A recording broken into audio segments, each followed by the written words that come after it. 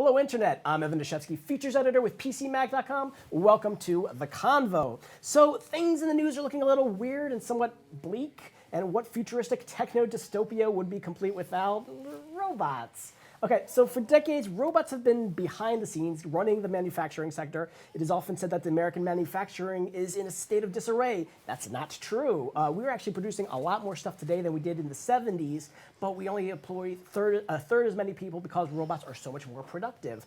But for the most part, most people don't see these robots. But now, for the first time, robots are starting to creep into our everyday lives. Now, as these machines utilize advanced AI and machine learning, they're actually beginning to produce artificial personalities in a way.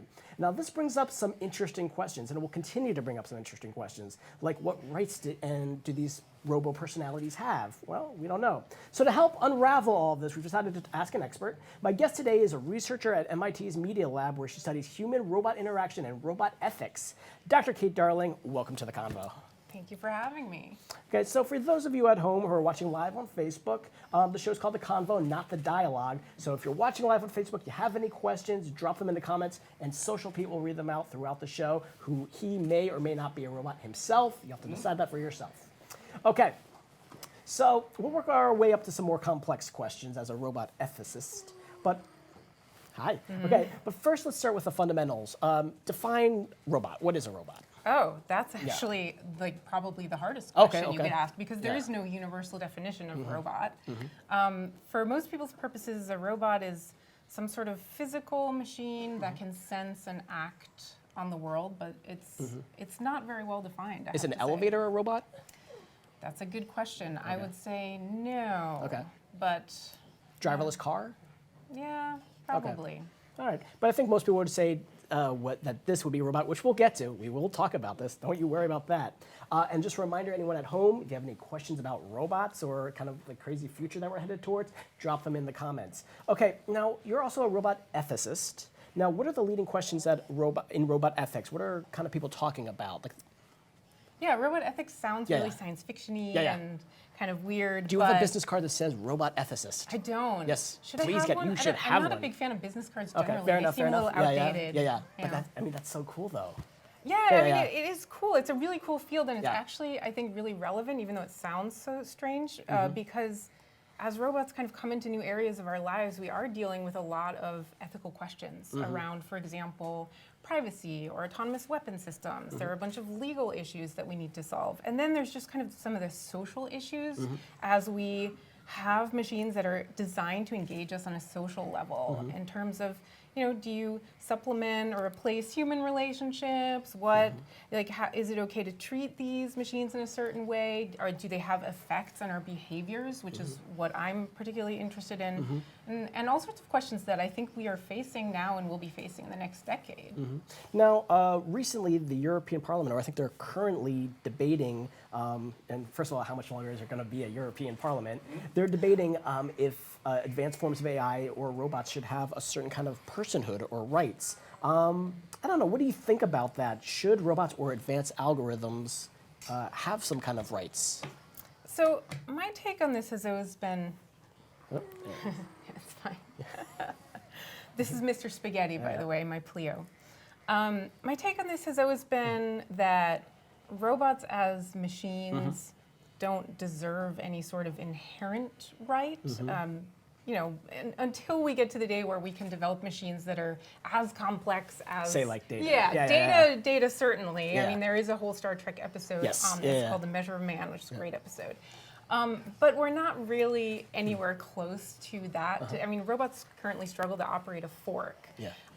But we do, the one thing that does separate robots from other machines, I think, is that we tend to treat them like they're alive. And we can get into kind of the how and why of that, but to keep things brief, I think that there's a Kantian philosophical argument to be made. So Kant's argument for animal rights was always about us and not about the animals. So Kant didn't give a shit about animals, basically, but he was like, look, if we're cruel to animals, it makes us cruel humans.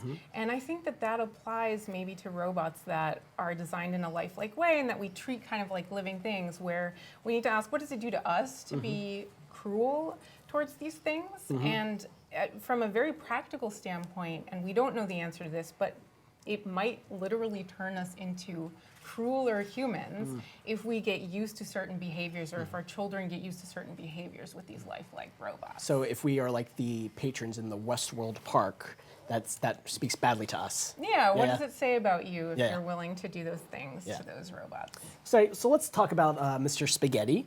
So Mr. Spaghetti is a Pleobot, a newborn, only a few days old, right? Okay, so he's going to learn, he comes with a certain amount of behaviors out of the box, but he also can learn behaviors from you and proactively, and by hanging around with you, he'll actually will end up differently than a different Pleobot. So that's kind of advanced machine learning is within all these sensors, and eventually he'll learn to walk and to do different tricks and stuff. That's correct, right? Yeah. I mean, I bought this thing because I was really fascinated by the technology. This is like almost 10 years old now. It came out in 2007. But it has all these cool motors and sensors, and it does a really good job of kind of pretending to have its own personality in a way. Pretending, you said. Well, I mean, it doesn't actually have. Well, I mean, depending on how you define personality. But like I know how it works inside, and what really fascinated me about this the first time I got it is I would show it off to my friends, and actually I'm going to have you do this. Yeah. Hold it up by the tail.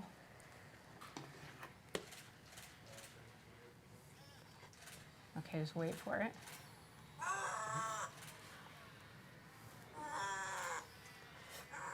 See, it really does not like that. You can put it down whenever you want. And if you want to calm it, you can pet it to make it feel better again. So it's kind of cool. And I would do this to my friends. I'd be like, ooh, see what it does, because it has this G-force sensor in it, a tilt sensor, so it knows when it's upside down.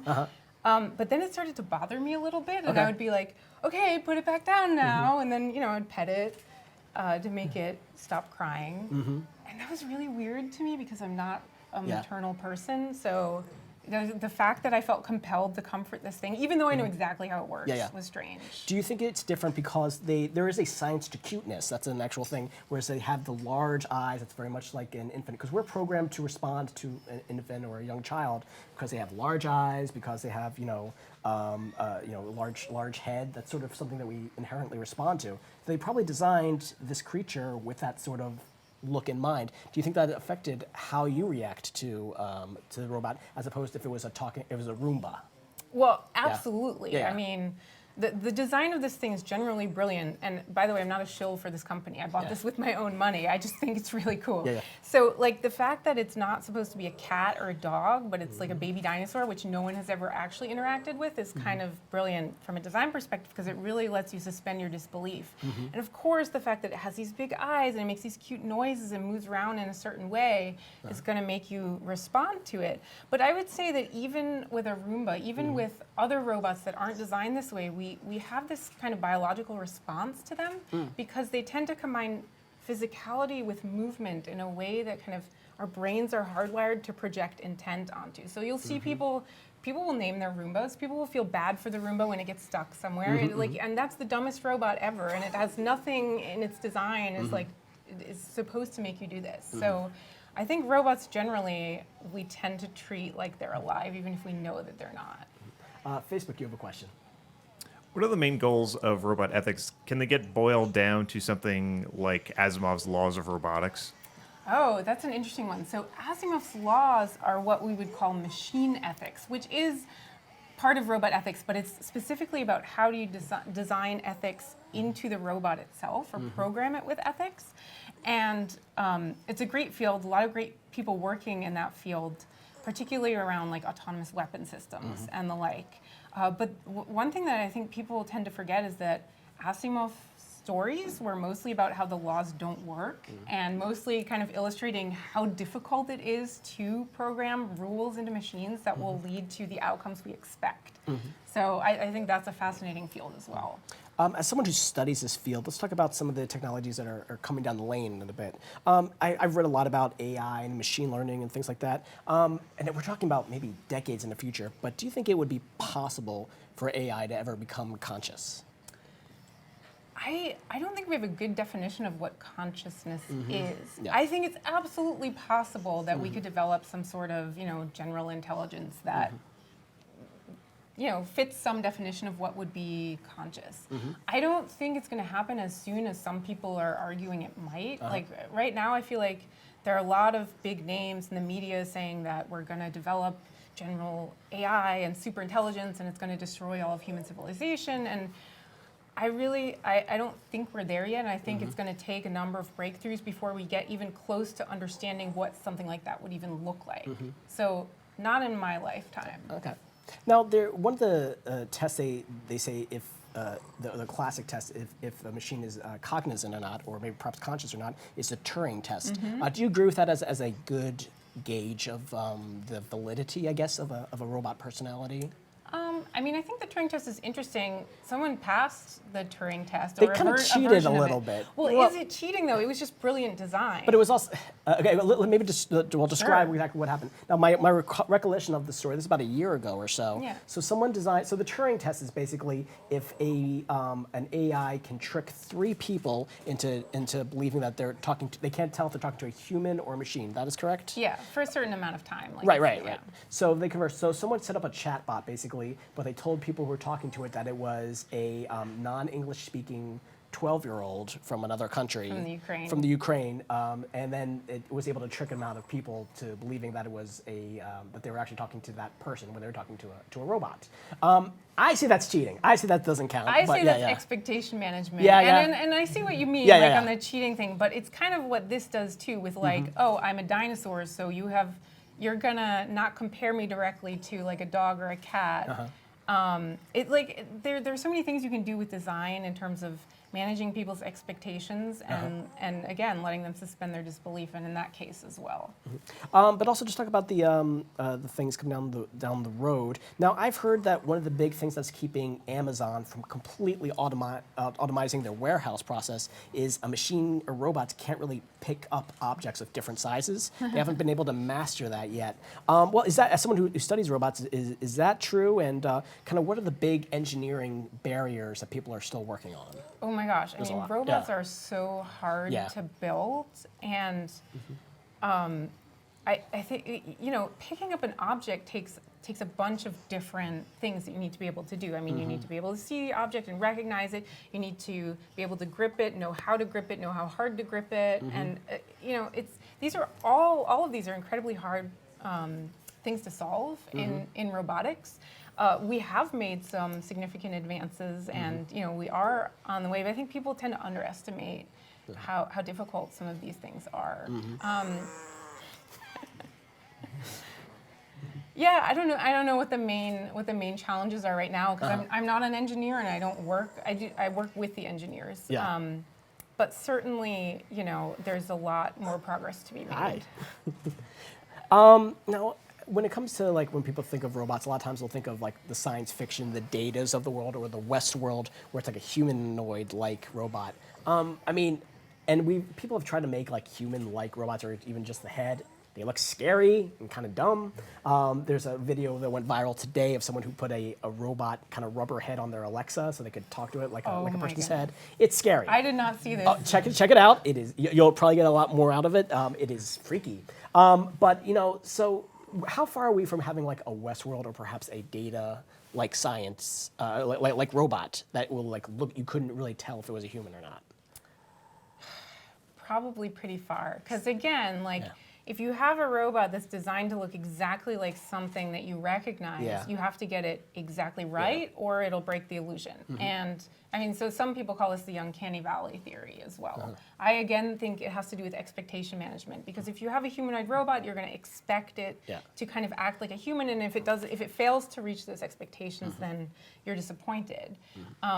At the same time, I think people can't resist trying to build things in our own image. I actually think it's much more fascinating to think of robots as kind of like a new type of animal than a different type of human. And I think we're much closer to being able to accomplish that.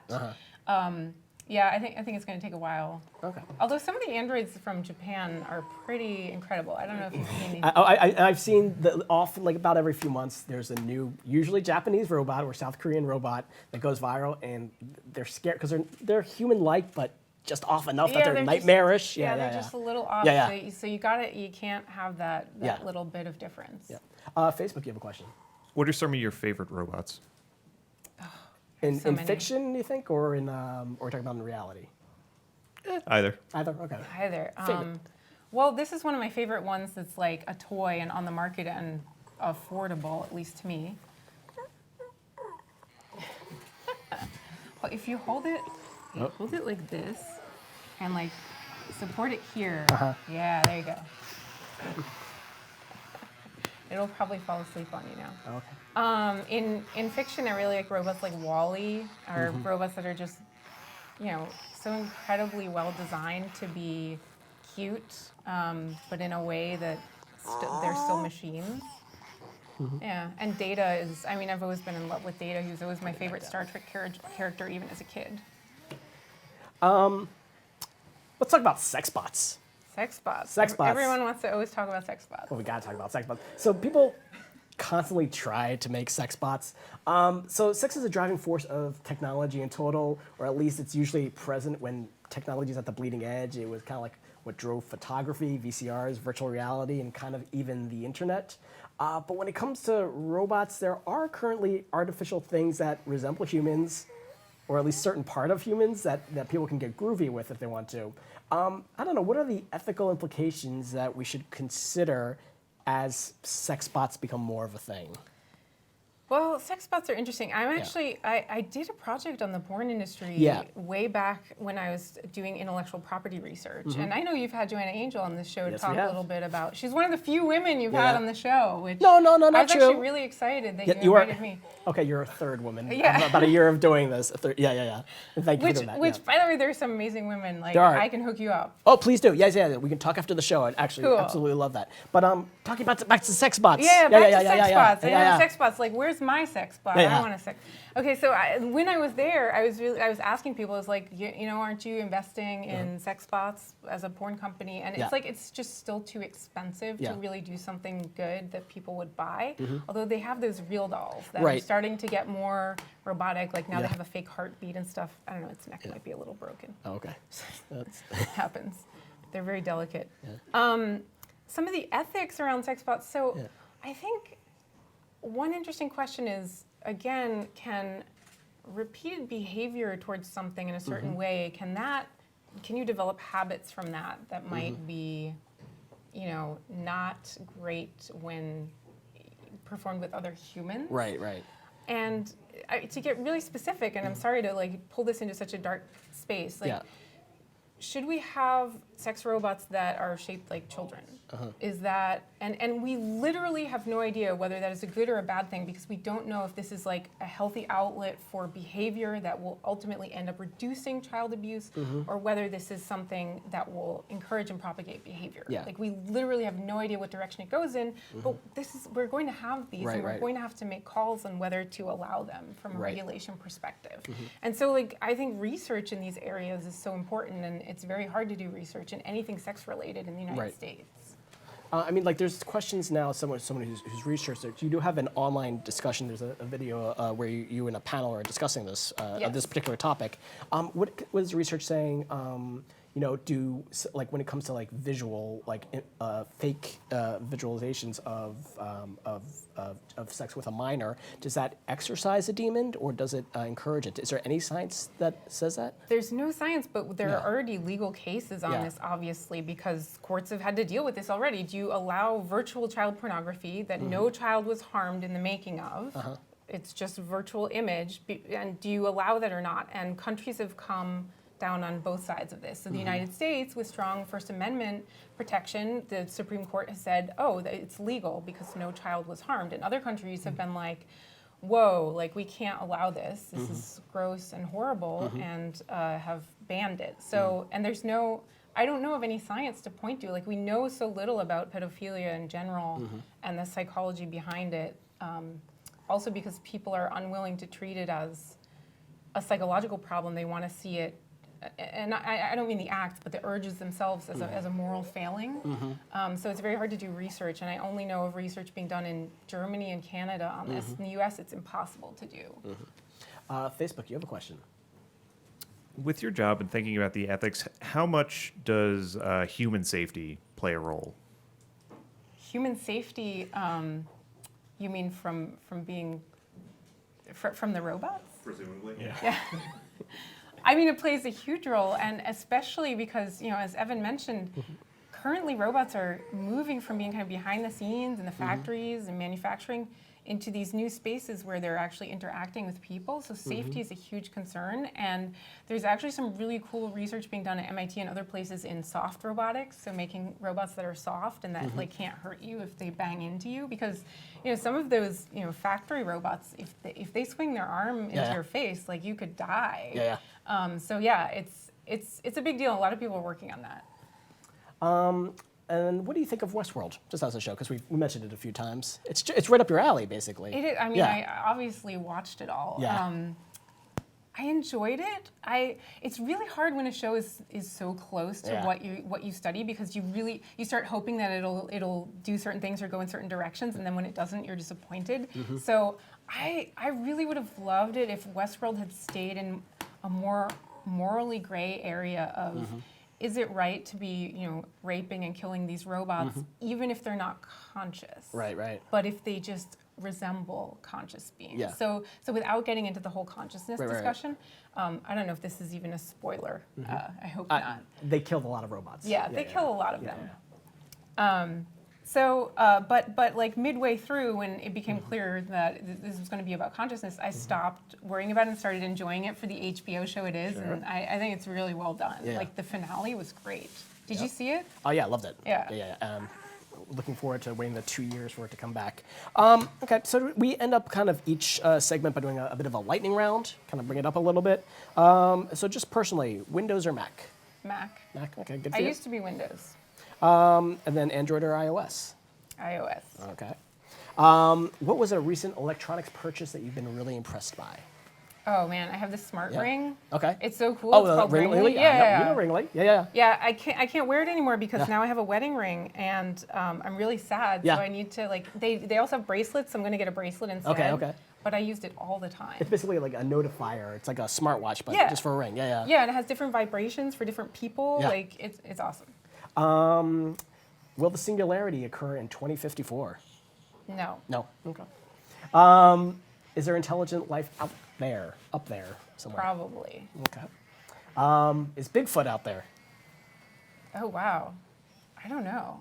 Okay. Basically, the most we've gotten out of that question is I don't know. We've never gotten an affirmative on that one. So I'm starting to think maybe we should cancel that question. Okay. What is a recent task, little or big, that you've been able to master?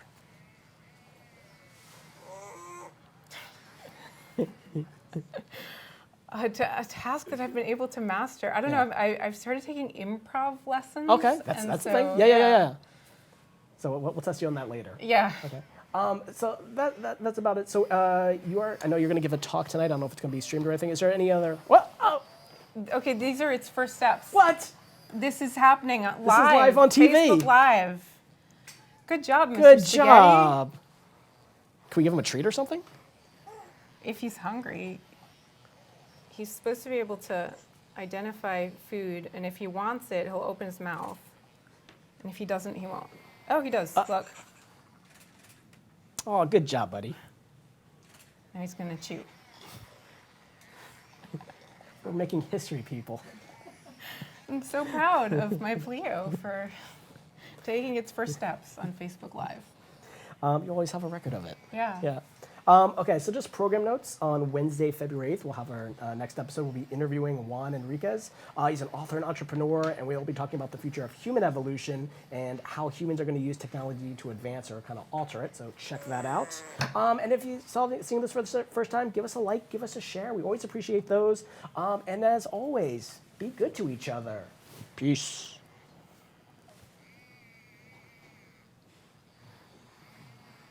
Good job, Mr. Spaghetti.